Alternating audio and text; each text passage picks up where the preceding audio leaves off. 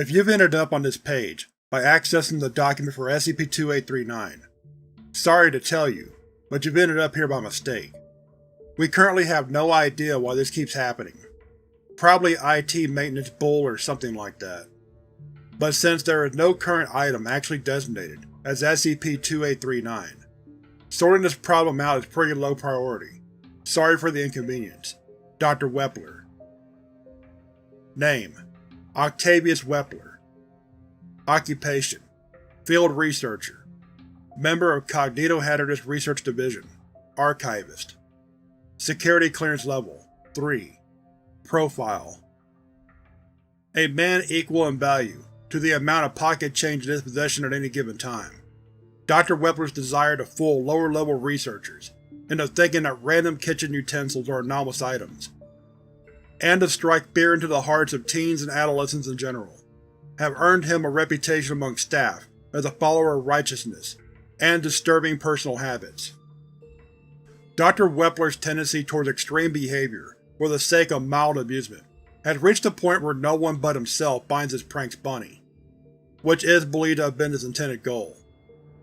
While at least somewhat creative, all his pranks lack any amount of surprise or subtlety, and may be foiled by anyone with at least one functioning brain and a fraction of common sense.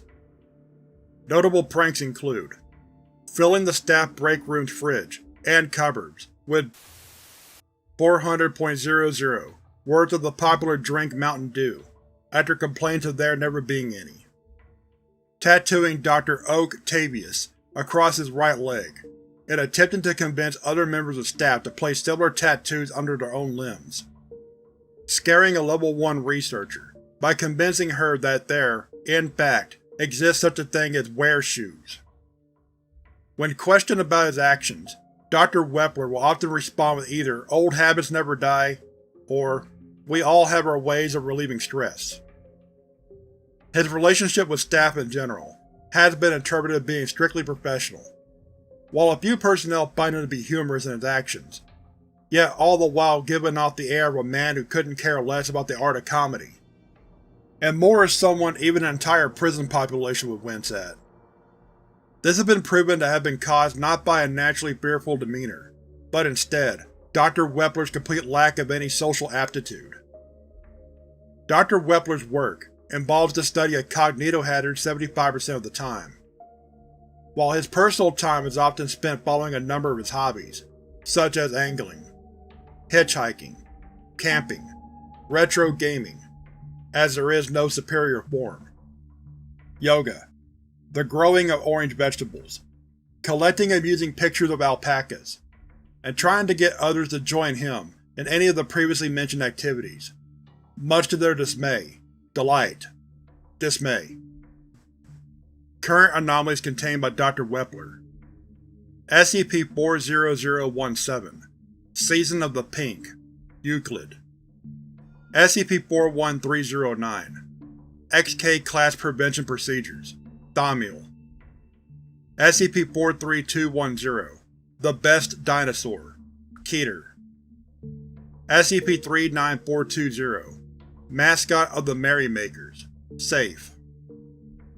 History: Dr. Weppler joined the Foundation at the age of 27, and gradually became known for his research in cognitohazards, as well as his limited knowledge of mind and reality-altering anomalies.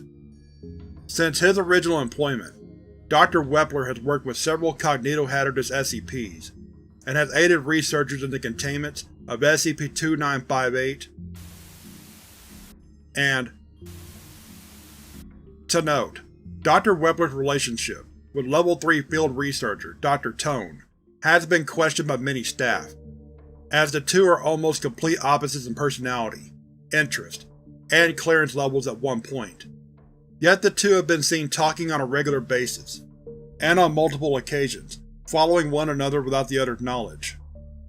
The two have assured staff multiple times that there are totally no further motives to the two's personal relationship, despite how much staff claim that they can think of a few. Incident: Weppler, Tonne-063 2013. Dr. Weppler: and it was only temporary, but they managed to remove the can before it got sent. Dr. Tonne jumps back, staring at Dr. Weppler in shock. Dr. Tonne: "Excuse me? Who the hell are you?" Dr. Weppler: "Philip, calm down. What's wrong with you?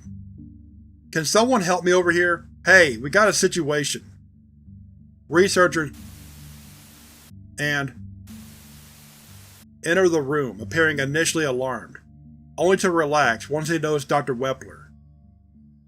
Researcher: "Phil, come on. You can't keep falling for these. This is just sad." Dr. Tonne: "What?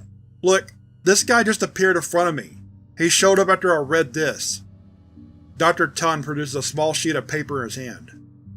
"I really don't think anyone else should read it. This guy needs to be…"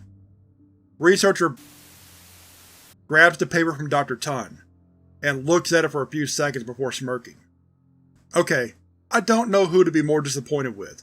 Weppler for going through the effort of making and actually printing this damn thing, or you.